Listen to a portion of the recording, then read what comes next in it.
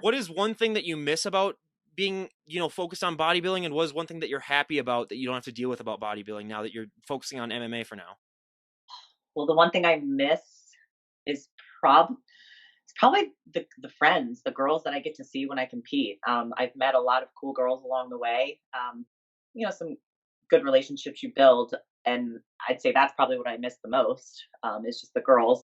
But the dieting, completely fine with letting go of that. Like, I am so relieved to not be 6 meals a day, have it timed, make sure it's packed. You got to have this, you got to have that. Like, bodybuilding is so precise and it's so measured and so, just details are so important. So that's kind of the mental release that I like to not have anymore. It's just, I can eat clean. I know what to eat and when to eat it. That's what bodybuilding's done for me. It's second nature. I know exactly what to do, when to do it. So I miss you girls, all the friends I have in the industry. Hopefully, I'll still connect with you guys sometime. But the dieting, I'm perfectly fine with letting go. Yeah, what's it been like though, going from that, that strict diet lifestyle of, like you said, the 6 meals properly prepped? Because some people, I mean, I always like to sort of have it be make the comparison of, like, I had friends that, were, sons of policemen or daughters of policemen and of, like, pastors. The moment they go to college, it's a free for all because they don't have that restriction. What was that like for you when you kind of didn't have that restriction with the strict dieting? Did you, maybe take it a little too far, or was it just easier for you to get into, sort of a more relaxed diet? Yeah, I mean, I learned very fast in bodybuilding after coming off of shows and eating yourself into a coma. I learned pretty fast that that's just not worth anything.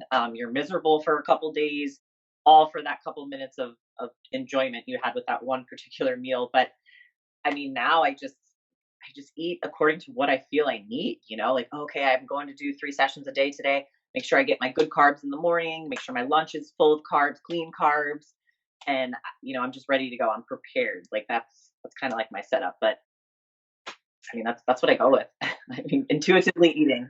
No, yeah, I mean, hey, I take the latter over, the former any day of my life because, yeah, like I said, I tried to prep for 2 weeks just in support of a friend who was doing it, and I lasted 2 weeks, and I'm like, okay, I gotta have a hamburger, once a week or something like that, or I gotta have a beer, every few days. But yeah, it's The it's weight just, off your head and off your shoulders to oh not have that oh my stress. god. And you freak out when you're like, oh no, I don't have meal four. Oh my god, what am I gonna do? Oh my god. And then you run to the grocery store, you're trying to, like, get these.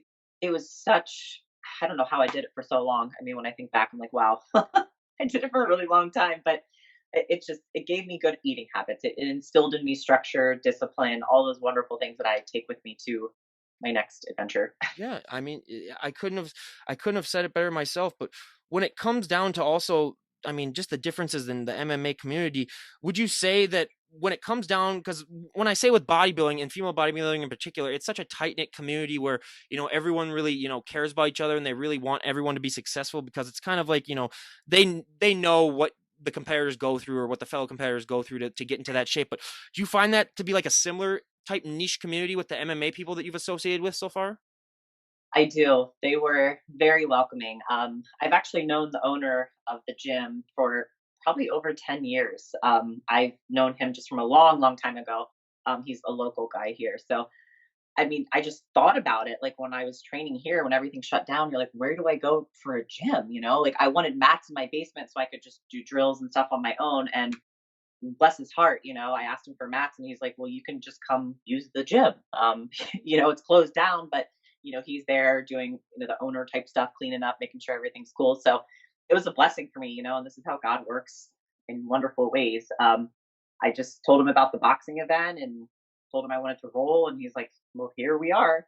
So a couple people come in there, he does a little one-on-one stuff, and I'm just so blessed. I'm really thankful that he's allowed me to explore this this new area of my life. And he's a great coach, super supportive, brought out nothing but the best in me. I like being around MMA because, again, I'm not Katie Lee, the bodybuilder. I'm not Katie Lee, this, everybody kind of, wow, what do you do kind of thing. Like, I just walk in there and it's, oh, what up, Katie? Go put your gi on. Get in line. They don't treat me special. They don't treat me different. I'm the same as everybody. They don't really care about bodybuilding and what I've accomplished. We're just, again, there to train, there to support each other, and I love it. I mean, I really do. Bodybuilding is one on one. It's usually you in the gym. It's you doing everything. It's you. your coaches help you and stuff, but bodybuilding is an individual sport. It really is. But MMA and all that, we all just work as a team. We help each other, switching partners, kind of involving everybody, and I love it. Like really, as you can tell, I'm hooked.